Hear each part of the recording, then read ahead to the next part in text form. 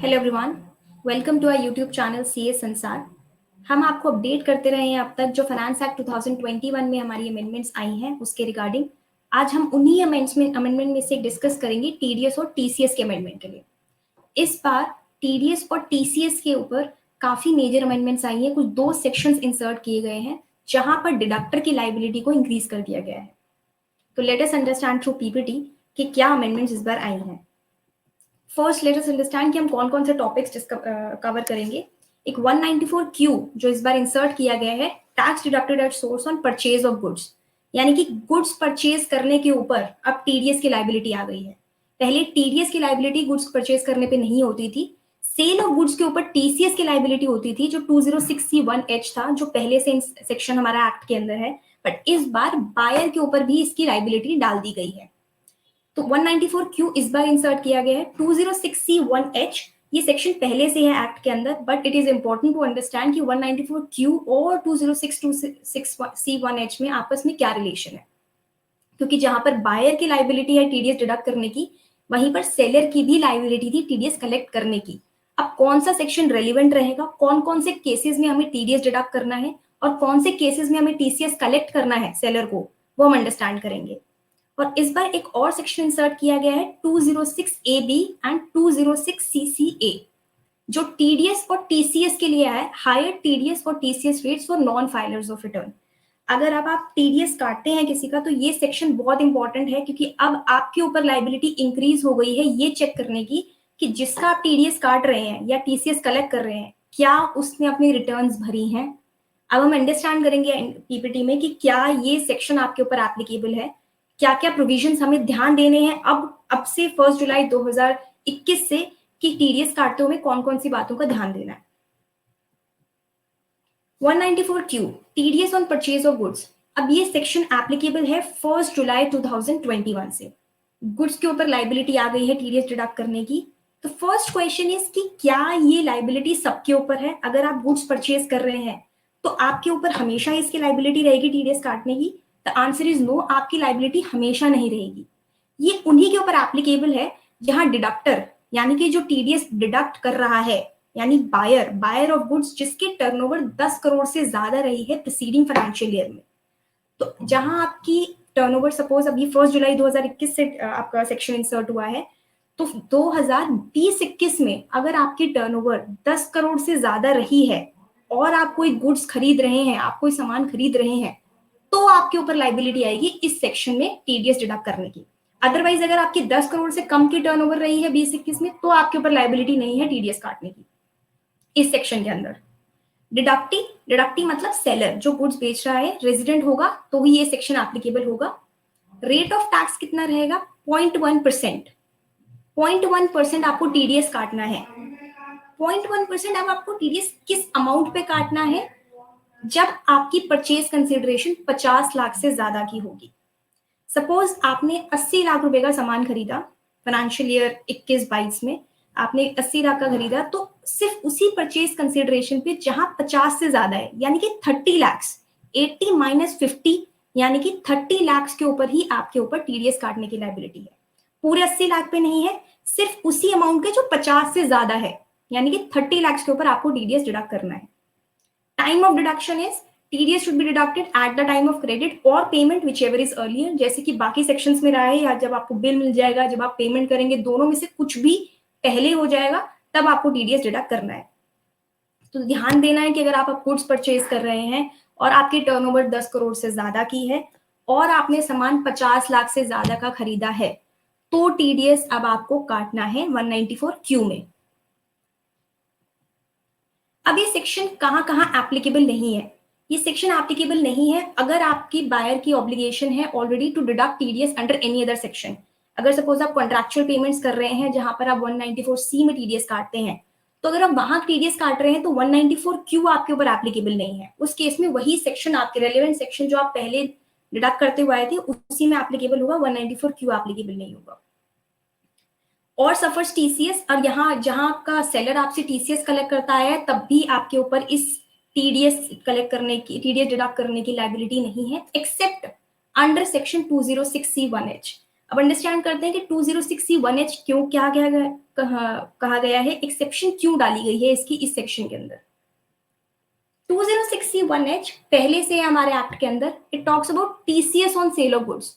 जब सेलर कोई गुड्स बेचता था तब उसको टीसीएस कलेक्ट करना होता था।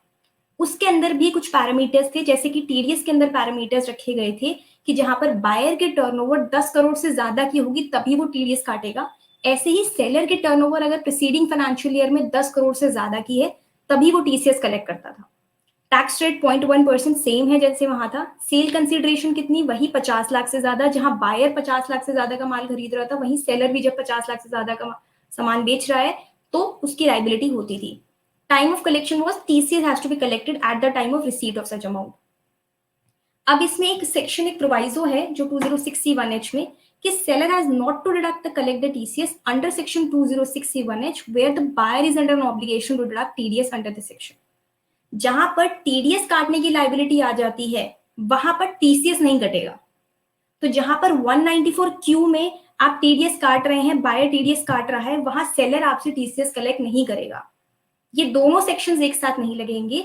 प्रेफरेंस जो है वो आपकी 194Q को दी गई है कि बायर की पहली लाइबिलिटी देखी जाएगी। अगर बायर की लाइबिलिटी है तो उसको टीडीएस काटना है, फिर टीसीएस को देखा जाएगा अगर टीसीएस एप्लीकेबल पूरा होगा तो। अब नेक्स्ट क्वेश्चन इज कि कौन कौन से केसेस में हो सकता है कि टीडीएस टीसीएस दोनों लग रहा हो और कुछ केसेस में टीसीएस ही कलेक्ट करना पड़े, टीडीएस ना कलेक्ट करना पड़े। इसे इलस्ट्रेशन से समझते हैं। हमने यहाँ पर 3 केसेस लिए हैं। फर्स्ट केस में बायर की टर्नओवर हम देखें 2021 के अंदर 15 CR की है और अमाउंट्स ऑफ गुड्स और परचेज जो है वो 1 CR का है। सेलर की टर्नओवर है 5 करोड़ की। तो अगर मैं 194Q और 206C1H को साथ में पढ़ूं तो 194Q पहले मुझे बोलता है कि अगर आपकी 10 CR से ज्यादा की टर्नओवर रही है प्रीसीडिंग फाइनेंशियल ईयर में, बायर की टर्नओवर 15 करोड़ से ज्यादा की रही, आपने गुड्स खरीदे हैं 1 करोड़ के, 50 लाख से ज्यादा के हैं, तो यहाँ पर बायर की लाइबिलिटी हो गई टीडीएस डिडक्ट करने की। सिंस यहाँ इस केस में सेलर की टर्नओवर वैसे ही 10 CR से कम थी तो टीसीएस का क्वेश्चन ही नहीं आया। तो ये first case is very clear जहां पर बायर की लाइबिलिटी आ जाती है टीडीएस डिडक्ट करने की। सेकेंड केस जहां पर बायर की टर्नओवर है 7 CR की, अमाउंट ऑफ गुड्स परचेज या सोल्ड जो किए गए हैं वो 60 लाख के किए गए हैं और सेलर की टर्नओवर जो फाइनेंशियल ईयर 2021 में है वो 12 CR की है।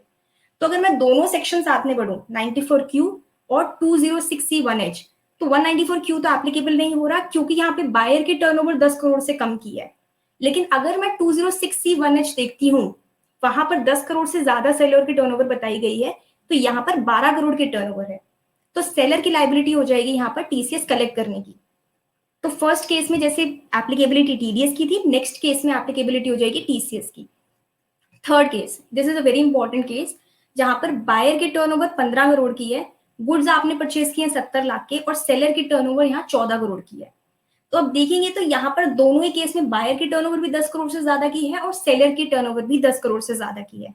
बट सिंस हमारी प्रेफरेंस हमें सेक्शन में बताया गया है कि अगर टीडीएस कट रहा होगा तो टीसीएस कलेक्ट नहीं करेगा सेलर, तो यहाँ पर टीडीएस काटने की लाइबिलिटी बायर की रहेगी 15 CR की।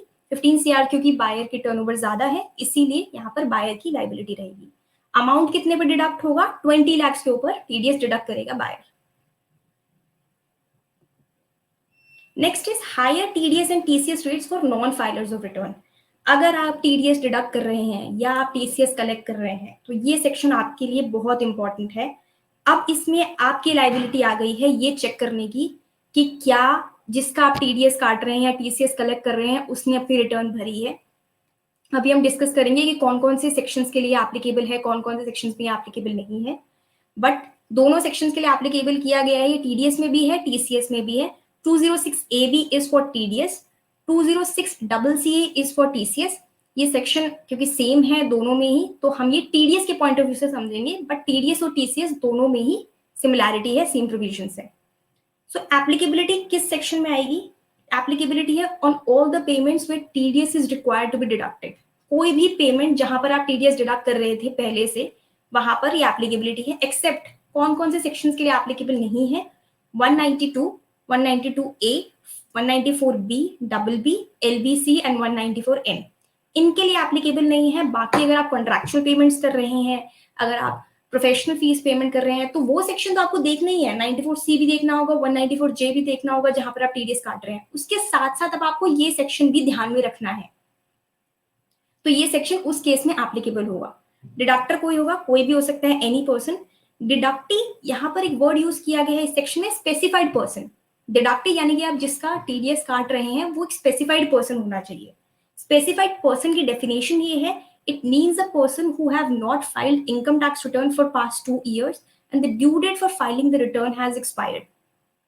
यानी कि वो पर्सन जिसने अपनी इनकम टैक्स रिटर्न पिछले 2 सालों में फाइल नहीं करी और उसकी ड्यू डेट जा चुकी है, and TDS deducted or TCS collected in his case for each of those years is 50,000 or more। और उन दोनों सालों में जिसमें उसने इनकम टैक्स रिटर्न नहीं फाइल करी, वहां पे 50 हजार से ज्यादा का टीडीएस डिडक्ट या कलेक्ट किया गया था टीसीएस। तो अब आपको ध्यान देना है कि जब आप टीडीएस काटें या टीसीएस कलेक्ट करें तो ये चेक कर लें कि कैसे हम उसने इनकम टैक्स रिटर्न 2 सालों की भरी है या नहीं भरी। अब क्वेश्चन सबके माइंड में ये आएगा कि हम ये कैसे चेक करेंगे कि उसने टीडीएस अपनी रिटर्न भरी है या नहीं भरी पर्सन ने। तो इसके लिए यूटिलिटी डिपार्टमेंट आएगा, क्योंकि इससे पहले भी 194N के लिए डिपार्टमेंट ने यूटिलिटी इंट्रोड्यूस की थी, जहां पर हम पैन नंबर डाल के चेक कर सकते थे कि जो डिडक्टी है उसने अपनी रिटर्न भरी है नहीं भरी 2 साल की। तो वो वैसे यूटिलिटी डिपार्टमेंट लाएगा, जहां पर आप सिंपली पैन डालेंगे और आपको डेटाबेस मिल जाएगा, ताकि आप चेक कर पाए कि आप ये सेक्शन एप्लीकेबल करें या ना करें।